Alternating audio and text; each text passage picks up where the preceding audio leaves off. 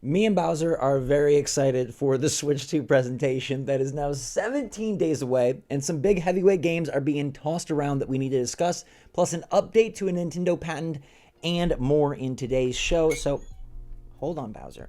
Good morning, Mario! And good morning, Switch fans. Also, hello, Bowser. You gonna find a comfy spot right in front of the mic? What do you have to say?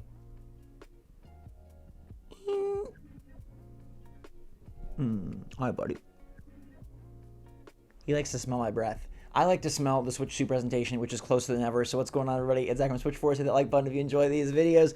Let's dive right into it. I want to make a note to all of you about the Switch 2 presentation, because I see a lot of people making these lists of the games that could be there, the games that will be there. There's a lot of anticipation, a lot of hype, and a lot of hope. There were 6 first-party games highlighted at that initial Switch 1 presentation. Can you name all 6? They kicked it off with 1-2-Switch, then moved into ARMS, then Splatoon 2, then Super Mario Odyssey, Xenoblade Chronicles 2, and at the tail end of the presentation, when they thought everybody assumed they skipped it, The Legend of Zelda Breath of the Wild. Then after that, there were only 3 third-party games that actually had footage being shown off. One was an upcoming Shin Megami Tensei product, one was going to be Octopath Traveler, and one was Elder Scrolls Skyrim. Now, there were some other games talked about. There were logos thrown on screen. EA got up there and talked about FIFA. They mentioned Dragon Quest, and they showed a bunch of companies that be supporting the system. And so when we talk about like every game under the sun, how long will this presentation be? How many first-party titles will there be? I want you to remember that 6 and 3 were the main highlights. I'm not saying that this presentation on April 2nd has to follow the exact same structure or the exact same length or anything about it, but I want you to keep that number in mind. So when I see people throwing around like 3D Mario, Mario Kart, Legend of Zelda, Zelda Port, Animal Crossing, Metroid Prime, Donkey Kong, I'm like, guys, we already basically know 3 of them. Mario, 3D, Mario Kart, and Metroid Prime 4. That leaves probably 2 first-party games, one of which I bet you is some sort of party, silly, family-oriented game for the launch of the console. So in my mind, I'm ready for one big Nintendo game to show up. And maybe they'll show more, and maybe they'll be great, but that's kind of where I'm setting my expectations. So when I see this, that Metroid Prime 4 Beyond is going to blow everything else at the Direct out of the water, I kind of believe it.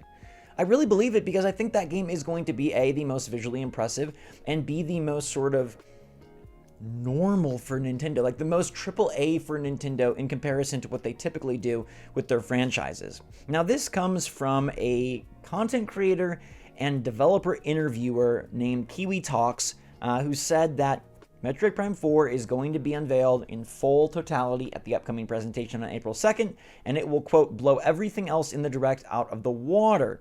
He says he's 90% certain that Metroid Prime 4 Beyond will make an appearance, and I'm 100% certain. Metroid Prime 4 Beyond is going to be one of the big talking points for this Switch 2 Direct, as it's a title that can take great advantage of the increased power and performance that the Switch 2 provides, and maybe even showcase the differences between how a game runs and looks on Switch 1 and what it can do with upgraded Switch 2. Plus, Nintendo has been working on this game for like 8 years, so it better be amazing. And honestly, it would be a shame if it didn't blow everything else in the Direct out of the water, but that does make me a little bit concerned on what they plan to show for 3D Mario. Now, when we saw Mario Odyssey for the first time in the Switch intro commercial, it was very bare bones. And then we got a little bit more at the Switch January presentation, but it wasn't until the T-Rex Mario trailer that debuted much later that year that we got a full sense and scope of what Mario 3D was going to be. So I believe that if Mario 3D is indeed the big holiday title, we won't find out like the true breadth of that game until later, until like an E3 presentation, post-launch, a Mario 40th presentation, something of the sort. It makes perfect sense to me that Metroid Prime 4 Beyond might get the showcase treatment, given that it's a much anticipated game, a fan favorite, and a graphical showpiece. Now, I don't think it'll be the only big title highlighted because, in all honesty, Metroid Prime is pretty niche. I think most Nintendo fans will agree that that's not a humongous seller like Mario Kart, and that's where Mario Kart comes in. Now, we do know there are going to be a bunch of third-party titles mentioned, and I would venture to say that the third-party segment of this presentation will be far more exciting than the third-party presentation of the first one. Getting a SMT tease, getting an Elder Scrolls Skyrim port, and getting Octopath Traveler was fun, but it's very limited. That was a very limited, and lucky to have it, third-party support that would eventually help bolster the Switch. But I think third-party support is so strong right now, and Nintendo is in such a strong position that they're going to come flying with big guns. And that's where we can bring in titles like Doom the Dark Ages, Assassin's Creed Shadows, maybe even Halo, a Gears of War collection, Forza Horizon, and more. But Xtasis, who has been a leaker on the lookout for Switch 2 info, has come through with a new video talking about how Bandai Namco is going to be a huge partner for Nintendo Switch 2, the rumors of Elden Ring, the rumors of Tekken 8 for Nintendo Switch 2, but now he comes through with Dragon Ball Sparking Zero and says that it should be released practically at the console's launch. So Dragon Ball Sparking Zero, the big fighting game that was Bandai Namco's most recent Dragon Ball affair, is looking to come to Switch 2 if you believe Xtasis, and that would round out Elden Ring, Tekken 8, and Dragon Ball as an amazing trio that covers a wide swath of genres for Bandai Namco. And I believe that's what Nintendo will try to do, whether they leverage Ubisoft or EA, Microsoft, Activision, etc. They are going to make sure that they cover a widespread amount of players with a bunch of different genres, and I think that's where you'll see an increase in comparison to what the Switch 1 did debut with. I'll be curious how much of the first-party calendar they choose to show, which games they choose to emphasize, and whether they decide to go like more montages and quick bursts or huge deep dives. We've seen directs in the past where they're like, hey, let's talk about this one game for 8.5 minutes, and that chews up a large part of any presentation. Or will Nintendo have so many titles to show that they'll give you 3 minutes of Mario Kart, 3 minutes of Metroid Prime, and 3 minutes of a bunch of other titles? Or they could choose to spend a lot of this direct actually highlighting what the Switch 2 is and does, and I do believe that will be a large portion of this program. That's why I mentioned those game numbers as well, 5 first-party, 3 third-party, and then some company names and titles on screen, because Nintendo does need to take a time of this presentation to re-emphasize what the Switch 2 does, verbally explain to buyers why they want this, why it's new, why it's different, why it's better, and then give all the details on price, launch date, packaging, options, accessories, etc. That is probably going to be at least a third to half the presentation, I believe. So I say temper your expectations when it comes to games, but I still think there could be a number of really great things. And I think they'll be looking really good because Nintendo has updated a patent which now includes mention and clear evidence of upscaling. We believed for a long time, it's been heavily rumored that Nintendo Switch 2 would incorporate some sort of DLSS technology to utilize machine learning and make this system look better than it really should and run better than it really should by up-resing these games so that they can run at a better frame rate without sacrificing hardware power and making the system burn your hands alive. So this is a good news patent.